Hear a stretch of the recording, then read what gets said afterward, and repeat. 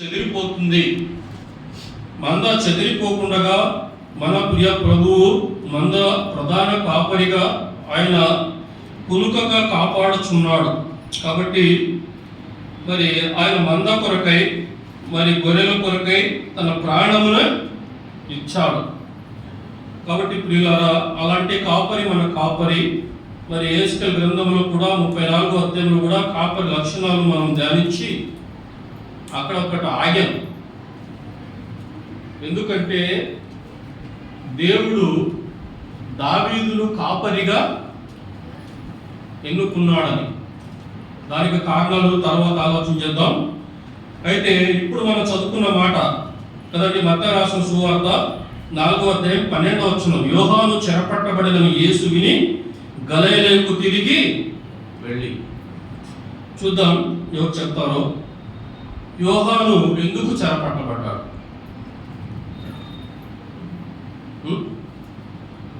యోహాను ఎందుకు చెరపట్టబడ్డాడు?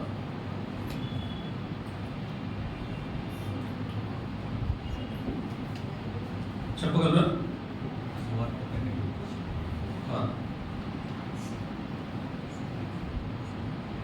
చూద్దాం, చూడండి. 14 ఇదే మత్తయి రాసిన సువార్త 14వ అధ్యాయం మొదటి చదువుతున్నాం. ఆ సమయమందు చతుర్థాధిపతి అయిన హెరోదు యేసును గూర్చిన సమాచారం విని, ఇతడు బాప్తిసమిచ్చు యోహాను, అతడు మృతుల నుండి లేచి ఉన్నాడు, అందువల్లనే అద్భుతములు అతని యందు క్రియారూపం మరుగుచున్నవని తన సేవకులతో చెప్పాను. ఎలాగనగా, నీవు నీ సహోదరుడైన ఫిలిప్పి భార్యకు హెరోదియను ఉంచుకునుట న్యాయము కాదని యోహాను చెప్పగా, హెరోదు ఆమె నిమిత్తము యోహానును పట్టుకొని బంధించి చెరసాలలో వేయించి ఉండెను. కాబట్టి కారణం ఏమిటి? హెరోదును హెచ్చరించాడు. అదే మాట చూడండి, మార్కు 6వ అధ్యాయం 17వ వచనం చదువుకుందాం. మార్కు 6వ అధ్యాయం 17వ వచనం. ఇక్కడ కొన్ని మాటలు రాయబడ్డాయి. ఇక్కడ హెరోదియా మరి ఫిలిప్పి భార్య అంటే తమ్ముని భార్యను మరి హెరోదు ఉంచుకున్నట్టుగా అక్కడ రాశాడు ఆ మాట.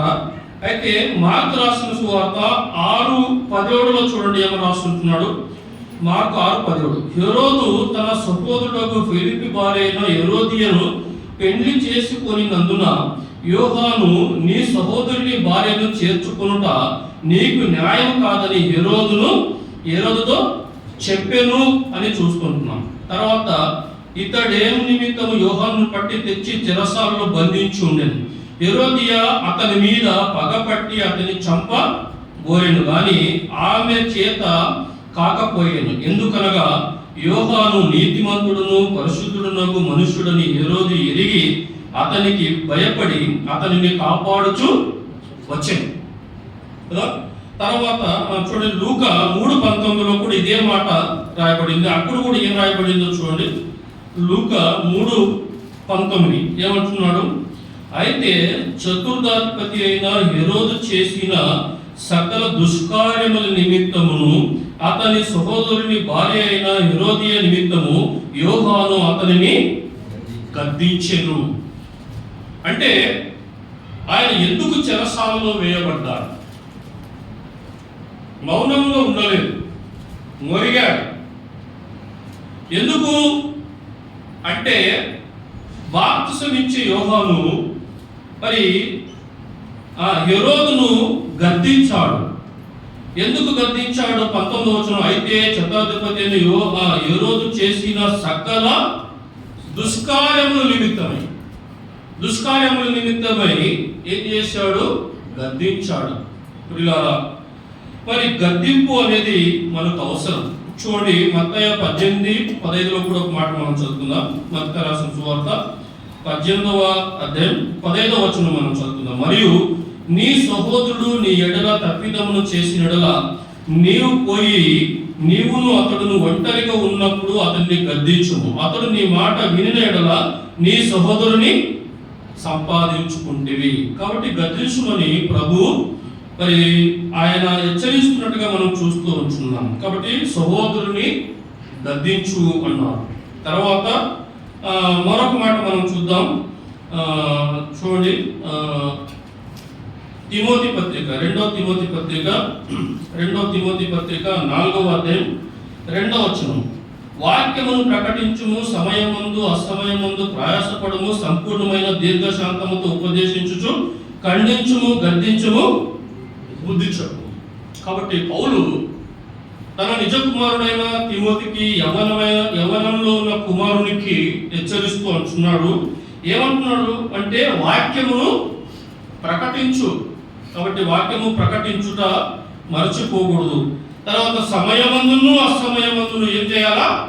ప్రయాసపడేవారుగా ఉండాలా. సంపూర్ణమైన దీర్ఘశాంతముతో ఉపదేశించుచు, ఖండించుము, గద్దించుము, బుద్ధి చెప్పుము. కాబట్టి ఖండించాలి, గద్దించాలి, బుద్ధి చెప్పాలి అని అంటున్నాడు. 1 తిమోతి 5:20 చూడండి. 1 తిమోతి పక్కల పేజీ 5:19 నుంచి చదువుతున్నాం.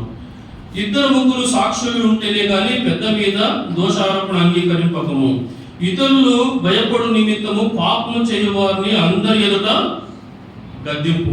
కాబట్టి ఇతరులు పాపము చేయకుండా వారు భయపడడానికి ఉండాలంటే పాపము చేయు వారిని అందరినీ గద్దించుమని వాక్యము సెలవిస్తుంది. సామెతలు 3:12 చూడండి. సామెతలు 3:12.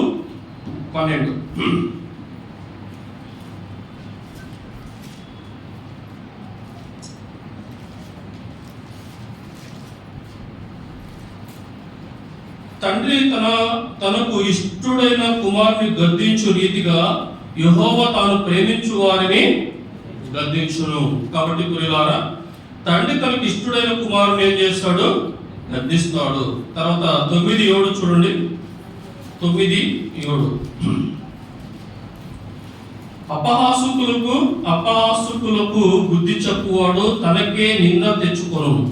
భక్తిహీనులను గద్దించువానికి అవమానమే కలుగును. అపహాసుకుని గద్దింపకము, గద్దించినట్లుగా వాడు నిన్ను ద్వేషించును. జ్ఞానము గలవారిని గద్దింపగా వాడు నిన్ను ప్రేమించును. కాబట్టి ప్రియులారా, ఎవరిని గద్దించాలి, ఎవరిని గద్దించకూడదు అన్న సంగతులు కూడా ఇక్కడ చూస్తూ ఉంటున్నారు. అపహాసుకులను గద్దిస్తే, బుద్ధి చెప్తే కదా మనకు నింద వస్తుంది. భక్తిహీనులను గద్దించితే అవమానమే కలుగుతుంది. అయితే అపహాసుకుని గద్దించకము, గద్దించడం వాడు నిన్ను ద్వేషిస్తాడు. తర్వాత జ్ఞానము గలవారిని గద్దింపగా వాడు నిన్ను ప్రేమించు. యోహాను ఎందుకు చెరసాలలో వేయబడ్డాడు? గద్దించినందుకేనండి.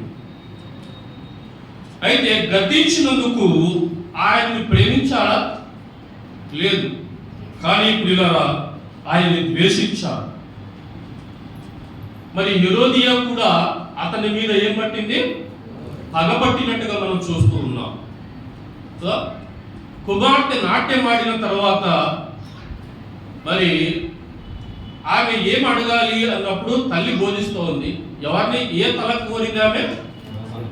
యోహాను తల. ఎంతగా పగపట్టిందో ఆలోచన చేయండి. అందుకొరికే చూడండి, ఒక మాట మనకు హెచ్చరికగా ఒక మాట మనం జ్ఞాపకం చేసుకుందాం. నిర్గమకాండం, క్షమించండి, లేవియకాండం 19వ అధ్యాయం. లేవియకాండం 19వ అధ్యాయం మనం ఎలా జాగ్రత్తగా ఉండాలి చూడండి. 13 చదువుతున్నాం. నీ పొరుగు వాని హింసింపకూడదు, వారిని దోచుకొనకూడదు, కూలి వాని కూలి మర్నాటి వరకు నీ ఎదుట ఉంచుకొనకూడదు, చెవిటి వారిని తిట్టకూడదు, గుడ్డి వాని ఎదుట అడ్డము వేయకూడదు, నీ దేవునికి భయపడవాలి. నేను యెహోవాను. అన్యాయపు తీర్పు తీర్చకూడదు, బీదవాడని పక్షపాతము చేయకూడదు, గొప్పవాడని అభిమానము చూపకూడదు, న్యాయమును బట్టి నీ పొరుగు వానికి తీర్పు తీర్చవలను. నీ ప్రజల్లో కొండెమలాడుచు ఇంటింటా తిరగకూడదు, నీ సహోదరునికి ప్రాణహాని చేయకూడదు, నేను యెహోవాను. నీ హృదయములో నీ సహోదరుని మీద పగ పట్టకూడదు, నీ పొరుగు వాని పాపము నీ మీదికి రాకూడనట్లు నీవు తప్పక వారిని గద్దింపవలెను. కాబట్టి ప్రియులారా, లేఖనం ఇలా సెలవిస్తూ ఉంది. అందుకొరకే నీ పొరుగు వాని మీద నువ్వు పగ పట్టకూడదు, ఇంటింటా నీవు కొండెములు చెప్పుకుంటూ తిరగకూడదు. అంటే ఇది ఏమంటున్నాడు అంటే, నేను యెహోవాను, నేను పరిశుద్ధుడును కనుక మీరును పరిశుద్ధులై ఉండుడి. తర్వాత అందుకొరకు ఏమంటున్నాడు చూడండి. 20వ అధ్యాయంలో ఒక మాట మనం చదువుకుందాం. 20వ అధ్యాయంలో ఒక మాట మనం చదువుతున్నాం చూడండి. ఏమంటున్నాడు? క్షమించండి, అదే 19వ అధ్యాయంలో మరొక మాట మనం చదువుకుందాం 28 నుంచి. చచ్చిన వారి కొరకై మీ దేహమును చీరుకొనకూడదు, పచ్చిబొట్లు మీ దేహమునకు పొడుచుకొనకూడదు, నేను మీ దేవుడునైన యెహోవాను. మీ దేశము వ్యభిచరింపకయు దుష్ప్రవర్తనతో నిండకై ఉండునట్లు నీ కుమార్తె వ్యభిచారణ ఎగుటకై ఆమెను వేశ్యగా చేయకూడదు. నేను నియమించిన విశ్రాంతి దినములను మీరు ఆచరింపవలను, నా పరిశుద్ధ స్థలమును మన్నింపవలను. నేను యెహోవాను. కరుణ పిచాచి గల వారి దగ్గరికి పోకూడదు, సోదెగాడు వారి ఇద్దరికి వారి వలన అపవిత్రత కలుగు చేసుకొనకూడదు, నేను మీ దేవుడునైన యెహోవాను. కాబట్టి ప్రియులారా, ఇక్కడ ఏమంటున్నాడు? కొన్ని దేవుడు మనకు నియమాలు ఇచ్చాడు, కట్టడలు ఇచ్చాడు, ఇలాగే మీరు ఉండాలి. అంతేకాకుండా మరి ఏమంటాడు చూడండి, 20వ అధ్యాయం 6వ వచనంలో కూడా ఏమంటున్నాడు చూడండి. మరియు కరుణ పిచాచి గల వారితోనూ సోదెగాడుతోనూ వ్యభిచారించుటకు వారి తట్టు తిరుగువాడు ఎవడో నేను వారికి విరోధినై ప్రజల నుండి వారిని కొట్టివేతును. కావున మిమ్మును మీరు పరిశుద్ధపరచుకొని పరిశుద్ధులై నేను మీ దేవుడినైన యెహోవాను. కాబట్టి పిల్లారా, నేను యెహోవానై ఉన్నానని ఆయన అంటున్నట్టుగా మనం చూస్తున్నాం. కాబట్టి ఇది ఆయన ఇలాగే ఉండాలి. పరుగు వారికి ఏది కూడా ఆశించొద్దు. చూడండి 19-18లో కూడా ఇదే మాట్లాడతాడు. కీడుకు ప్రతి కీడు చేయకూడదు, నీ ప్రజల మీద కోపముంచకును కనుక నిన్ను వలె నీ పరుగు వారిని ప్రేమించును. కాబట్టి ప్రియులారా, ఇది నిన్ను వలె నీ పరుగు వారిని ప్రేమించడం అంటే ఇదే. ఈ పద్ధతులను బట్టే మనము ప్రేమించకూడదు. పరుగు వారి భార్యను కూడా మనము ఆశించరాదు అని లేఖనాల కింద మరి చెప్పుకుంటూ వస్తారండి. కాబట్టి ఇవి కట్టడాలు, నియమ నిబంధన. అయితే ఈ విషయంలో ఎవరిని గద్దించారు అక్కడ? అదండి, యోహాను, బాప్తిసం ఇచ్చే యోహాను హేరోదును గద్దించాడు. హేరోదును గద్దించగా హేరోదు ఏం చేశాడు? చెరసాలలో వేయించినట్టుగా మనం చూస్తూ ఉంటున్నాం. అయితే నిజానికి మనము పరిశుద్ధులుగా ఉండుటయే దేవుడు మనల్ని పిలిచిన మాట వాస్తవం. ఒకసారి మాట ఆలోచన చేద్దాం.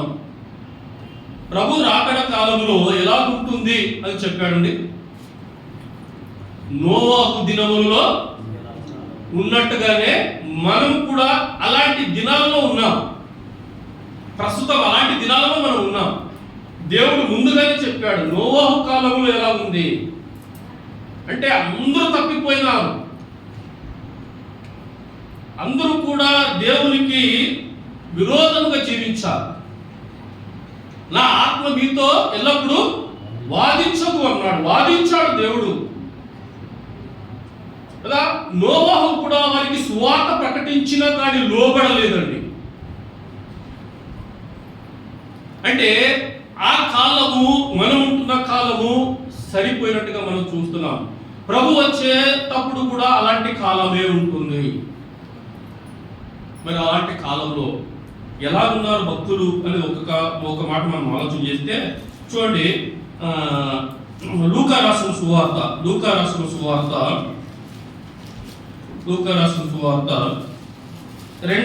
అధ్యాయం 36వ వచనం చదువుతుంది. మరియు అషోరు గోత్రికురాలను పెనియేలు కుమార్తె అయిన అన్నా అను ఒక ప్రవక్తి ఉండెను. ఆమె కన్యత్వం మొదలుకొని 7 ఏళ్ల పెనిమిటితో సంసారం చేసి బహుకాలము గడిచినదై 84 సంవత్సరములు విధురాలై ఉండి దేవాలయమును విడువక ఉపవాస ప్రార్థనలతో రేయింబవలు సేవ చేయుచుండెను.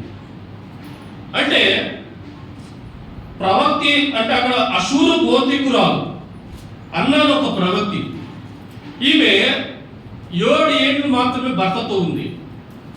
తర్వాత ఇక ఆమె వివాహము చేసుకోలేదు. ఆమె విధురాలు ఉంది. ఎన్నేళ్ళు? అక్కడ మనం చూస్తున్నామండి. ఆమె కన్యత్వం మొదలుకొని 7 ఏళ్ల పెనిమిటితో సంసారం చేసి బహుకాలం గడిచినదై 84 సంవత్సరాల విధురాలై ఉంది. 84 ఇయర్స్. ఎవరి కొరకు బ్రతికింది ఆమె? కేవలం ప్రభు కొరకే బ్రతికింది. ఆమె కూడా నీలాగా నాలాగా మనిషే, ఉప్పు కారుతున్న దేహమే. 84 years, 84 సంవత్సరాలు కదండి. 84 సంవత్సరాలు ఆమె మరి దేవుని కొరకు బ్రతికి ఎలా బ్రతికిందంటే దేవాలయమును విడవక ఉపవాస ప్రార్థనలతో ఆమె గడిపినట్టుగా మనం చూస్తూ ఉంటున్నాం. మరి ఒక మాట మనకు జ్ఞాపకం చేసుకుందాం. యొఫ్తా ఏ గ్రంథంలో వస్తాడండి? యొఫ్తా న్యాయాధిపతులు 11వ అధ్యాయం చూడండి. ఒక మాట జ్ఞాపకం చేసుకుందాం యొఫ్తా గురించి. న్యాయాధిపతులు 11వ అధ్యాయం మొదటి నుంచి చదువుతున్నాం. గిలాదు వాడైన యొఫ్తా పరాక్రమం గల బలాఢ్యుడు, అతడు వేశ్య కుమారుడు. గిలాదు యొఫ్తాను కనెను. గిలాదు భార్య అతనికి కుమారులను కనగా వారు పెద్దవారైన యొఫ్తాతో, నీవు అన్య స్త్రీకి పుట్టినవాడు గనుక మన తండ్రి ఇంట నీకు స్వాస్థ్యము లేదన్నది. యొఫ్తా తన సహోదరుల నుండి పారిపోయి తోబా దేశమున నివసింపగా అల్లరి జనము యొఫ్తా యొద్దకు వచ్చి అతనితో కూడా సంచరించుచుండేది. కొంతకాలమైన తర్వాత అమోనీయులు ఇశ్రాయేలుతో యుద్ధము చేయగా అమోనీయులు ఇశ్రాయేలుతో యుద్ధము చేసినందున గిలాదు పెద్దలు తోబా దేశం నుండి యొఫ్తాను రప్పించుటకు పోయి, నీవు వచ్చి మాకు అధిపతివై ఉండుము, అప్పుడు మనము అమోనీయులతో యుద్ధము చేయుదమని యొఫ్తాతో చెప్పిరి. అంటే ఈ యొఫ్తా న్యాయాధిపతులలో ఒక న్యాయాధిపతి. అయితే ఇతని సహోదరులు అతనిని తృణీకరించారు. ఎందుకు? నీవు వేశ్యకు పుట్టిన కుమారుడువు అన్నాడు. అయితే నిజానికి అక్కడ మనం ఆలోచన చేస్తే తులారా, యొఫ్తా పరాక్రమశాలి అని మొదటి వచనంలో రాయబడింది. గిలాదు వాడని యొఫ్తా ఎలాంటి వాడంట? పరాక్రమశాలి. అయితే మరి ఇశ్రాయేలుకి యుద్ధం వచ్చింది, అమోనీయులు వచ్చారు. అమోనీయులు వచ్చిన వెంటనే అప్పుడు అక్కడ ఉన్న పెద్దలు వాళ్ళందరూ వెళ్ళి ఎవరు పిలుస్తున్నారు? ఇప్పుడు యొఫ్తాను పిలుస్తున్నారు. నీవు రా, కలిసి యుద్ధం చేద్దాం. అయితే యొఫ్తాకు మరొక యుద్ధం వచ్చింది. చూడండి, ఎందుకు ఈ విషయం చెప్తున్నానంటే చెప్తాం. చూడండి 29వ వచనం. యెహోవా ఆత్మ యొఫ్తా మీదికి రాగా అతడు గిలాదులోను మనష్షెలోను సంచరించుచు గిలాదు మిస్పేను సంచరించుచు గిలాదు మిస్పే నుండి అమోనీయుల యొద్దకు సాగెను. అప్పుడు యొఫ్తా యెహోవాకు మొక్కుకొనెను. ఎట్లనగా, నీవు నా చేతికి అమోనీయులను నిశ్చయముగా అప్పగించినడలా నేను అమోనీయుల యొద్ద నుండి క్షేమముగా తిరిగి వచ్చినప్పుడు నన్ను ఎదుర్కొనుటకు నా ఇంటి ద్వారం నుండి బయలుదేరి వచ్చినదేదో అది యెహోవాకు ప్రతిష్ఠితమగును. యొఫ్తా నిర్ణయం అంటే ఆయన యుద్ధానికి వెళుతూ ఉన్నాడు, అమోనీయులతో యుద్ధానికి వెళుతూ ఉన్నప్పుడు అక్కడ మనం చూస్తూ ఉంటున్నాం. యొఫ్తా మొక్కుకొనెను. ఏమని మొక్కుకున్నాడు? ఏమండి? నా ఇంటి ద్వారము దగ్గర మొట్టమొదటిగా ఏదైతే నన్ను ఎదుర్కొంటాదో అది యెహోవాకు ప్రతిష్ఠితం. అది ఏదే కానీ యొఫ్తా అనుకున్నాడేమో బర్రెలో ఆవుదుడో ఏదో వస్తుందిలే అనుకునేండొచ్చు. కానీ ఎవరు వచ్చారు కదా? చూడండి, చూద్దాం 34వ వచనం. యొఫ్తా మిస్పేలో తన ఇంటికి వచ్చినప్పుడు అతని కుమార్తె తంబూరముతోను నాట్యముతోను బయలుదేరి అతన్ని ఎదుర్కొనెను. ఆమె కాగా అతనికి మగ సంతానమే గాని ఆడ సంతానమే గాని లేదు. కాబట్టి అతడు ఆమెను చూచి తన బట్టలు చెప్పుకొని, అయ్యో కుమారి, నీవు నన్ను బహుగా కుంగజేసితివి. నీవు నన్ను తల్లాడింప చేయు వారిలో ఒకటివై ఉన్నావు. నేను యెహోవాకు మాట ఇచ్చి ఉన్నాను గనుక వెనుక తీయలేననగా, ఆమె నా తండ్రి, యెహోవాకు మాట ఇచ్చి ఉంటివా? నీ నోటి నుండి బయలుదేరిన మాట చొప్పున నాకు చేయము. యెహోవా నీ శత్రువులైన అమోనీయుల మీద పగ తీర్చుకొని ఉన్నాడని అతనితో అనెను. మరియు ఆమె, నా కొరకు చేయవలసినదేమనగా 2 నెలల వరకు నన్ను విడుము. నేను నా చెలికత్తెలను పోయి కొండ మీద ఉండి నా కన్యత్వమును గూర్చి ప్రలాపించదనని తండ్రితో చెప్పగా అతడు పొమ్మని చెప్పి 2 నెలల వరకు ఆమె పోనిచ్చెను. కనుక ఆమె తన చెలికత్తెలతో కూడా పోయి కొండల మీద తన కన్యత్వమును గురించి ప్రలాపించెను. ఆ 2 నెలలు అంతమున ఆమె తన తండ్రి యొద్దకు తిరిగి రాగా అతడు తాను మొక్కుకొనిన మొక్కుబడి చొప్పున ఆమెకు చేసెను. ఆమె పురుషుని ఎరగను లేదు. ప్రతి సంవత్సరమున ఇశ్రాయేలు కుమార్తెలు 4 దినములు గిలాదు దేశస్థులు యెఫ్తా కుమార్తెను ప్రసిద్ధి చేయుటకు వద్దు. అంటే ఇలాంటి వారు చాలా అరుదు. ఆమె మరి యవ్వనురాలు ప్రతిష్ఠించబడింది. అంటే ఇక పురుషుని ఎరుగక ఆమె జీవితమంతా కూడా దేవునికి అర్పణముగా ప్రతిష్ఠించుకున్నట్టుగా మనం చూస్తూ ఉంటున్నాం. అందుకొరకే అక్కడ ఒక మాట రాశాడండి 40వ వచనంలో, ప్రతి సంవత్సరమున ఇశ్రాయేలు కుమార్తెలు 4వ దినము గిలాదు దేశస్థులు యెఫ్తా కుమార్తెను ప్రసిద్ధి చేయుటకు వద్దు. మరొక మాట మనం జ్ఞాపకం చేసుకుందాం. మత్తయి రాసిన సువార్త 19వ అధ్యాయం, మత్తయి రాసిన సువార్త 19వ అధ్యాయం 11 నుంచి చదువుకున్నప్పుడు, అందుకు ఆయన అనుగ్రహము నొందిన వారు తప్ప మరి ఎవరునూ ఈ మాట అంగీకరింపలేరు. తల్లి గర్భము నుండి నపుంసకులుగా పుట్టిన వారు కలరు, మనుషుల వలన నపుంసకులుగా చేయబడిన నపుంసకులను కలరు. పరలోక రాజ్యము నిమిత్తము తమ్మును తామే నపుంసకులుగా చేసుకుని నపుంసకులను కలరు. అంటే నోవాహు కాలంలో మనం ఉంటున్నాం. ఎలా ఉండాలి అన్న సంగతులు కూడా ఇక్కడ లేఖనాలు మనకు చూస్తూ ఉన్నాం. అంటే పరలోక రాజ్యము నిమిత్తము కూడా తమను తాము నపుంసకులుగా చేసుకుని పరలోక రాజ్యం కొరకే సిద్ధపడుతూ ఉన్నారు.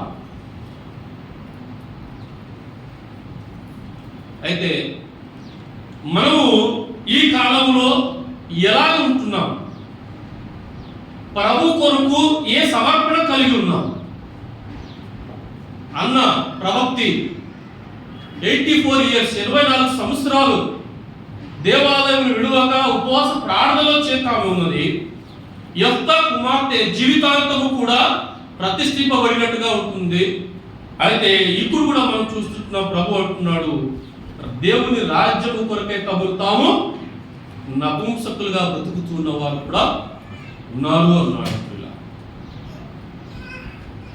అయితే అలాంటిదో ఇప్పుడు కూడా మనం చూసినట్లయితే బాప్తిసమిచ్చే యోహాను గద్దించినట్టుగా మనం చూస్తూ ఉన్నాం. మరి దేవుని లేఖనాలు గద్దించినప్పుడు మనం ఏం చేయాలి కదా? చూడండి, మరి మత్తయి రాసిన సువార్త 3వ అధ్యాయంలో ఒక మాట మనం చదువుకుందాం. మత్తయి రాసిన సువార్త 3వ అధ్యాయం 7వ వచనం, అతడు పరిసయ్యులలోను సద్దుకాయులలోను అనేకులు బాప్తిసం పొందవచ్చుట చూచి, సర్ప సంతానమా, రాబో ఉగ్రత నుండి తప్పించుకొనుటకు మీకు బుద్ధి చెప్పిన వాడెవడు? మారు మనసుకు తగిన ఫలము ఫలించడు. ఎవరన్నారు ఈ మాట? బాప్తిసం ఇచ్చే యోహాను అంటున్నాడు. ఎవరిని అంటున్నాడు? పరిసయ్యులను సద్దుకాయులను కదండి. అంటే అధికారము పొందిన అధికారంలో ఉన్న వారిని నేరుగా ఒక మాట అంటున్నాడు. ఏమంటే సర్ప సంతానమా. అంటే ఎలా బుద్ధి చెప్తున్నాడో, ఎలా గద్దిస్తున్నాడో ఇక్కడ మనం ఆలోచిస్తూ ఉంటున్నాం. నేరుగా సర్ప సంతానమా అన్నాడు. అంతేకాకుండా ఒకటి హెచ్చరిస్తున్నాడు. ఏమని? రాబో ఉగ్రత నుండి మిమ్మల్ని తప్పించేవాడెవడు? ఈ ఉగ్రత ఉన్నది అని పాత నిబంధన లేఖనాల నుండి ప్రభు చెప్తూ ఉన్నాడు. ప్రభు దినము అని ప్రకటన గ్రంథంలో ఇలా గొర్రె పిల్ల దినము అన్నాడండి. అది చాలా భయంకరమైన దినము, ఏ మానవుడు కూడా తప్పించుకోలేని దినము. అందుకొరకే ఆ భయంకరమైన శిక్ష కదండి, ఆ శ్రమ ఉన్నది కాబట్టి కనుకే ప్రభువైన యేసుక్రీస్తు వారు మన కొరకై, మన విమోచన క్రయధనముగా ఆయన శిలువ మీద ఆయన మన కొరకై ఆయన చనిపోయినట్టుగా మనం చూస్తున్నాం. గాయపడిన వాళ్ళుగా చూస్తూ ఉంటున్నాం. రక్తము కాచినంత మట్టుకు ఆయన అణపబడినట్టుగా మనం చూస్తుంటున్నాం పిల్లల. ఎందుకు? ప్రభు ఒక దినము సూచించాడు. ఆ ఉగ్రతల నుండి తప్పింపబడాలి. తప్పించే మార్గము కూడా దేవుడు సృష్టికర్త తన సొంత కుమారుని బలిగా ఇచ్చి మనల్ని అందరినీ తప్పించాడు. అందుకొరకే అక్కడ రాయబడిన మాట ఏమిటి? మారు మనసుకు తగిన ఫలము ఫలించుడు. ఏమని హెచ్చరిస్తున్నాడు? ఏ రోజుని హెచ్చరించాడు? చెరసాలకు వెళ్ళాడు. అయితే ఇక్కడ పరిసయ్యులను సద్దుకయ్యులను ఇశ్రాయేలు జనాంగాన్ని గద్దిస్తూ ఉంటున్నాడు. ఏమని గద్దిస్తూ ఉంటున్నాడు? సర్ప సంతానము అంటున్నాడు. నిజానికి వారు ఎవరి సంతానము? దేవుని సంతానం. దేవుడు చేత వాగ్దాన నిబంధనని పొందిన వారు, సున్నతిగా గుర్తుగా పొందిన వారు. అలాంటి వారిని గురించి, వారి యొక్క పాపాన్ని గురించి ఏమంటున్నారంటే, మీరు దేవుని సంతానమని చెప్పుకొనుచున్నారు, మోషే మా తండ్రిని చెప్పుకొనుచున్నారు, కానీ మీరు అబ్రహాం మా తండ్రి అని మీరు చెప్పుకుంటున్నారు, కానీ అయితే మీరు అబ్రహాం పిల్లలు కాదు, మోషే పిల్లలు కాదు, మీరు సర్ప సంతానము అంటున్నాడు. చూడండి, పైన ఒక మాట అంటున్నాడు. 8-9 వచనాలు కలిసి ఉన్నాయి. అబ్రహాము మాకు తండ్రి అని మీలో మీరు చెప్పుకుని తలంచవద్దు. దేవుడి రాళ్ళ వల్ల అబ్రహాముకు పిల్లలు పుట్టింపగలడని మీతో చెప్పుచున్నాను కదా. ఇప్పుడే గొడ్డలి చెట్టు వేరును ఉంచబడినది గనుక మంచి ఫలము ఫలింపని ప్రతి చెట్టును నరకబడి అగ్నిలో వేయబడును. ఇదే మాట ప్రభువుడు చెప్పాడు. ఎక్కడ? యోహాను సువార్త 15వ అధ్యాయంలో చెప్తూ ఉంటున్నాడు ప్రభు, నాలో ఫలింపని ప్రతి తీగె తీసి ఆరవేస్తానంటాడు. అర్థమైందండి? ఆయనలో ఫలించాలి. ఫిలోమోను పత్రిక ధ్యానిస్తున్నప్పుడు ఫిలోమోను శ్రేష్టమైన వరములు కలిగిన వాడు. ఆయన వరాలన్నీ ఉపయోగించుకున్నాడండి. నీవు ఫలింపకపోతే దేవుడు నిన్ను తీసివేస్తాడు. సుమా, నీకు ఇవ్వబడిన వరాలు ఈ భూలోక సంబంధమైన వరాలు కావవి. అది పరలోకం నుంచి నీకు ఇవ్వబడిన దేవుని కృపావరాలు. ఈ కృపావరాలలో నీవు ఫలిస్తున్నావా? ప్రభు అంటున్నాడు, ఫలింపని ప్రతి తీగే నేను తీసేస్తాను అంటాడు ఆయన. కాబట్టి పిల్లరా, అన్న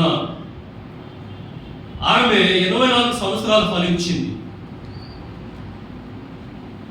అయితే ఇలాగే మనం చూస్తూ ఉంటే పిల్లరా, సర్ప సంతానమా, రాబో ఉగ్రత నుండి మిమ్మల్ని తప్పించేవారు ఎవరు? మనం తప్పించబడ్డాం, వాస్తవమే. అది మన బంధుమిత్రులు, మన ఇంటి వారు. అయితే పిల్లల అందుకొరకు అక్కడ అంటున్నాడు, ఇప్పుడే గొడ్డలి చెట్టు వేరున ఉంచబడి ఉన్నది. హెచ్చరిస్తూ ఉంటున్నాడు. ప్రభువుకు ముందు వచ్చిన వాడు. ఇంకా ఈ యోహాను గురించి మనం చూస్తే చూడండి, మార్కు 1:6 నుంచి మనం చూద్దాం. మార్కు 1:6 మత్తయిలో అలా రాస్తాడు, మార్కు కూడా ఎలా రాస్తున్నాడో చూడండి. ఏమంటున్నాడు? 4 బాప్తిసం ఇచ్చి యోహాను అరణ్యములో ఉండి పాప క్షమాపణ నిమిత్తము మారు మనసు విషయంలో బాప్తిసము ప్రకటించుచు వచ్చెను. యోహాను మూగ కుక్కగా లేడండి. ఏం చేస్తున్నాడు? ప్రకటిస్తూ ఉన్నాడు. ఆయన ప్రకటించాక పుట్టాడు కాబట్టి ప్రకటిస్తూ ఉన్నాడు కదా. ఎందుకు ప్రకటిస్తున్నాడు? పాప క్షమాపణ దొరుకుతున్న కాలం అది. అయితే ప్రభు దినం వచ్చినప్పుడు పాప క్షమాపణ దొరకలేని, అందుకొరకు యెషయా గ్రంథంలో కూడా అంటాడు, యెహోవా దొరుకు కాలంలోనే ఆయన్ని వెతుకుడి. అయితే మరి ధనవంతుడు చనిపోయిన తర్వాత అబ్రహాముని వేడుకుంటున్నాడు. ఏమని? ఇలా మృతులో నుండి వదిలి పంపయా, భూలోకానికి వెళ్ళి సువార్త ప్రకటిస్తాడు నా అన్నదమ్ములకు ఇక్కడికి రాకుండా. అక్కడికి పోయిన తర్వాత వేడుకుంటే మనకి ఏమి ప్రయోజనం లేదండి. భూలోకంలో ఉన్నప్పుడే మనం ఫలించాలి ప్రభు కొరకై. అందుకొరకే ఇక్కడ యోహాను ప్రకటిస్తూ ఉన్నాడు. ఏమని ప్రకటిస్తున్నాడో పాప క్షమాపణ నిమిత్తమై మారు మనసు విషయంలో బాప్తిస్మను ప్రకటిస్తుంటున్నట్టుగా మనం చూస్తుంటున్నాం. అంతటా చూడండి, అంతటా యూదాయ దేశస్తులందరూ యెరూషలేము వారందరూ బయలుదేరి అతని ఎదుర్కొచ్చి వచ్చి తమ పాపమును ఒప్పుకొనుచు యోర్దాను నదిలో అతని చేత బాప్తిస్మం పొందుచుండిరి. యోహాను ఒంటె రోమములు వస్త్రములు మూలతట్టుయు తోలదట్టియు ధరించుకున్నవాడు, అడవి తేనె మిడతయు తినువాడు, మరియు అతడు నాకంటే శక్తిమంతుడు నా వెనుక వచ్చుచున్నాడు. నేను వంగి ఆయన చెప్పుల వారును విప్పుటకు పాత్రులను కాను. ప్రకటిస్తున్నాడు, హెచ్చరిస్తుంటున్నాడు, గద్దిస్తూ ఉంటున్నాడు. కదండి, ఎవరిని హెచ్చిస్తుంటున్నాడు?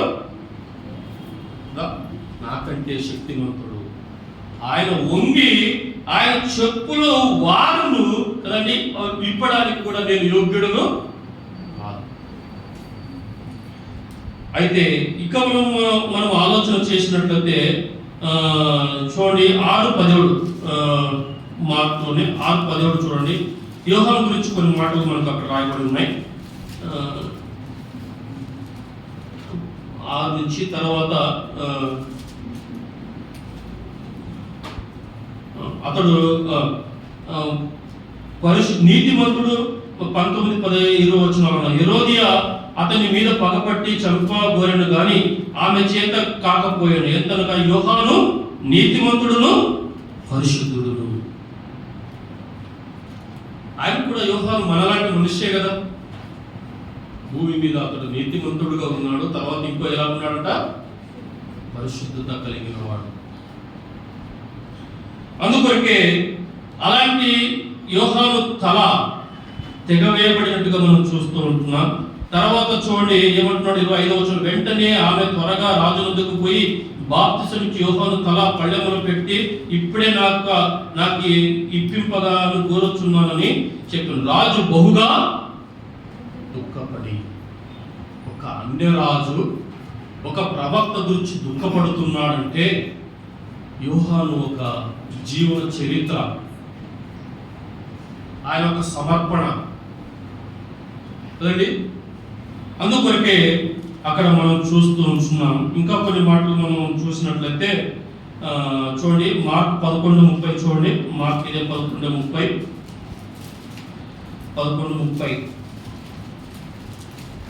యోహాను ఇచ్చిన బాప్తిసము పరలోకం నుండి కలిగినదా మనుషుల నుండి కలిగినదా?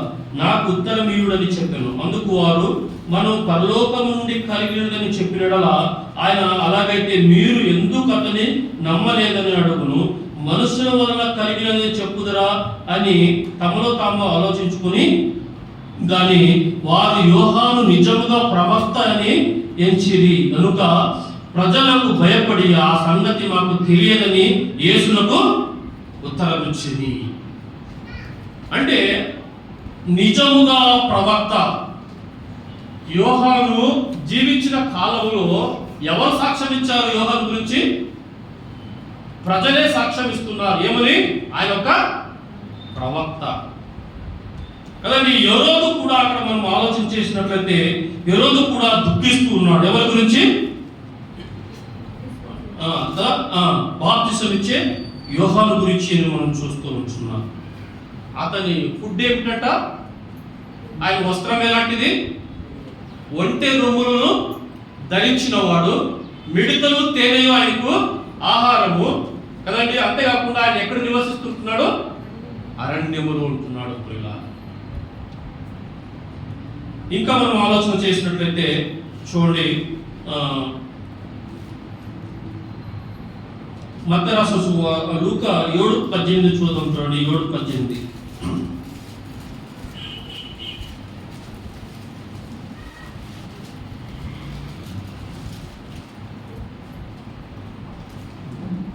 యోహాను శిష్యులు ఈ సంగతులన్నీ అతనికి తెలియజేసేది. అంతటా యోహాను తన శిష్యులలో 2 పిలిచి రాబోవాడు నీవేనా? మేము మరియొక్కుని కొరకు కనిపెట్టవలెనా అని అడుగగా వారికి ప్రభువు వద్దకు పంపాను. ఆ మనుషులు ఆయన వద్దకు వచ్చి రాబోవాడు నీవేనా లేక మరియొక్కనికి మేము కనిపెట్టవలనని అడుగుట బాప్తిసమిచ్చు యోహాను మిమ్మును మీ వద్దకు పంపినని చెప్పిరి. ఆ గడియలోనే ఆయన రోగములను బాధలను అపవిత్రాత్మలు గల అనేక స్వస్థపరిచి చాలా మంది గుడ్డి వారికి చూపు దయచేసెను. అప్పుడు ఆయన, మీరు వెళ్ళి కన్నవాటిని విన్నవాటిని యోహానుకు తెలుపుడని, గుడ్డివారు చూపు పొందుచున్నారు, కుంటివారు నడుచుచున్నారు, కుష్ఠరోగులు శుద్ధులగుచున్నారు, చెవిటివారు వినుచున్నారు, చనిపోయిన వారు లేపబడుచున్నారు, బీదలకు సువార్త ప్రకటించబడుచున్నది, నా విషయమై అభ్యంతర పడని వాడు ధన్యుడని వారితో ఉత్తరం ఇచ్చాను. యోహానుకి ఎవరున్నారు? ఈ మాట ప్రకారం యోహానుకి ఎవరున్నారు?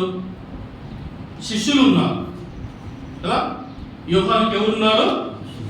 శిష్యులు ఉన్నారు. అయితే ప్రభు విషయంలో అభ్యంతరం పడ్డాడు. అయితే ఆ శిష్యులకు ప్రభు ఇచ్చిన ఉత్తరం చాలా బాగుందండి. అంటే నేనే ఆయన అనడానికి నా మహత్కార్యమును చూడండి. అక్కడ బాప్తిసం ఇచ్చే యోహానుకు ఒక డౌట్ వచ్చింది, రాబోయే మెస్సయ్య నీవేనా? అప్పుడు ప్రభు ఏమన్నాడు? గుడ్డి వారికి చూపులు వస్తున్నాయి, కుష్ఠరోగులు స్వస్థలవుతున్నారు, బీదలకు సువార్త ప్రకటించబడుచున్నది. ఈ లక్షణాలు యెషయా గ్రంథంలోనే రాయబడ్డాయి. అదే ఆన్సర్ ఇచ్చాడు. ఇలాంటి కార్యాలు మెస్సయ్య తప్ప వేరెవరు చేయచాలు. అందుకొరికి అక్కడ శిష్యులు ఉన్నారు. చూడండి, యోహాను రాసిన సువార్తలో కూడా ఒక మాట మనం చదువుదాం. చాలా మంచి సందేశం యోహాను గురించి. చూడండి, ఒక మాట మనం చదువుకుందాం. మొదటి అధ్యాయం 35వ వచనం. మర్నాడు మరలా యోహాను అతని శిష్యులలో ఇద్దరును నిలిచి ఉండగా అతడు నడుచుచున్న యేసు వైపు చూచి, ఇదిగో దేవుని గొర్రె పిల్లని చెప్పాను. ఎవరు చెప్పారు? బాప్తిసం ఇచ్చే యోహాను ఇద్దరు శిష్యులు చెప్తున్నాడు. ఏమని? ఇదిగో దేవుని గొర్రె పిల్ల కదా. ఈ మాట 29లో కూడా అన్నాడు. ఏమని? లోక పాపమును మోసుకొని పోవు దేవుని గొర్రె పిల్ల అని. అప్పుడు ఆ బాప్తిసం తీసుకునే వచ్చే వారందరికీ కూడా ప్రత్యక్షంగా ప్రభువుని చూపిస్తూ చెప్పాడండి. ఈయనే మెస్సయ్య కదా, లోకరక్షకుడు ఈయనే అని. అంతేకాకుండా లోక పాపమును మోసుకొని పోవు దేవుడు నియమించిన గొర్రె పిల్ల అని ఇద్దరు శిష్యులకు 35వ వచనంలో చెప్పాడు. వారు ఎవరు? చూడండి, 37 నుంచి చదువుతున్నాం. అతడు చెప్పిన మాట ఆ ఇద్దరు శిష్యులు విని యేసును వెంబడించి, యేసు వెనుకకు తిరిగి వారు తన్ను వెంబడించుట చూచి, మీరేమి వెతుకుచున్నారని వారిని అడగగా, వారు, రబ్బీ, నీవు ఎక్కడ కాపురం ఉన్నావని ఆయన అడిగి, రబ్బీ ఆయన మాటకు బోధకుడిని అర్థం, వచ్చి చూడుడని ఆయన వారితో చెప్పగా, వారు వెళ్ళి ఆయన కాపురం ఉన్న స్థలము చూసి ఆ దినము ఆయన ఎంత బస చేసేది. అప్పుడు పగలు రమరమి 4 గంటలు వేళాయను. యోహాను మాట విని ఆయనను వెంబడించిన ఇద్దరిలో ఒకడు సీమోను పేతురు యొక్క సహోదరుడైన ఆంద్రయ. ఇతడు మొదట తన సహోదరుడైన సీమోనును చూచి, మేము మెస్సయ్యను కనుగొంటిమి అని అతనితో చెప్పిరి. ఆంద్రియ మొట్టమొదటిగా ప్రభు శిష్యుడు కాకముందు ఎవరు శిష్యుడు? బాప్తిసం ఇచ్చే యోహాను యొక్క శిష్యుడు అండి. ఎప్పుడైతే ఆయన మెస్సయ్య చూపించాడో కదా, వెంబడించడం మొదలు పెట్టాడు. పేతురు కంటే మొట్టమొదటిగా ప్రభువుని వెంబడించింది ఎవరు? ఆంద్రేయ. అంటే మెస్సయ్య పట్ల ఎంత ఆసక్తి కలిగిన వారు. అప్పటికే మెస్సయ్య వస్తాడు, దేవుడు ఏర్పరచుకున్నా కదండి, ఆ దేవుని గొర్రె పిల్ల మా నిమిత్తమే వస్తుంది. ఎప్పుడైతే ప్రభువుని చూపించిన వెంటనే ఆంద్రియా ప్రభువుని వెంబడిస్తున్నట్టుగా మనం చూస్తాం. ఇలా మనం కూడా ప్రభువుని వెంబడిస్తూ ఉన్నాం. బాటముగా ఆయన మనకు తన సువార్త సత్యములను ఎరిగినవాడు. ఆంద్రియా వెంబడించాడు, వెంటనే వెంబడించాడు.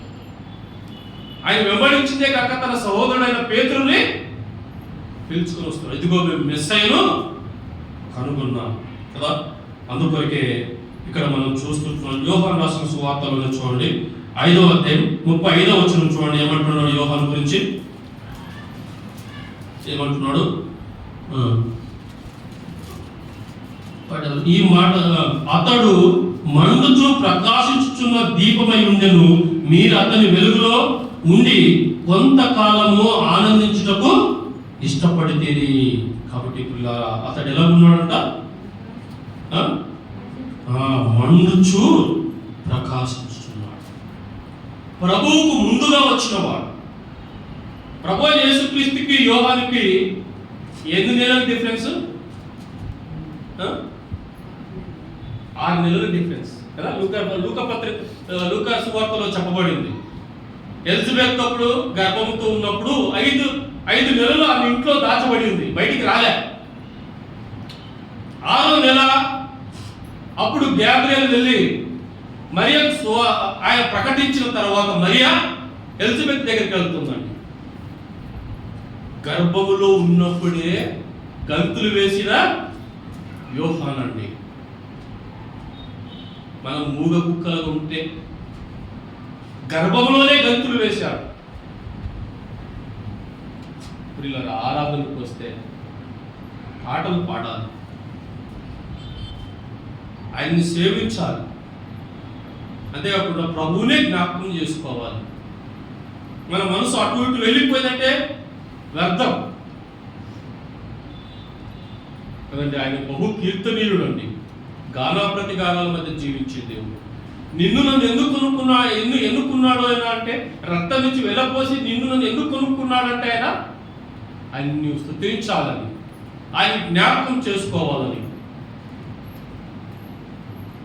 ఇది ఆయన జ్ఞాపకార్థ కూడిక. ప్రభు కొరకు జీవించిన వారిని చూస్తున్నాం.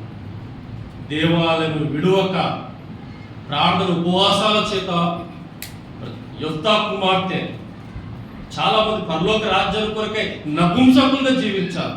షద్రక్, మెషక్, అబేద్నెగోలు, దానియేలు, వీళ్ళకి వివాహం లేదు.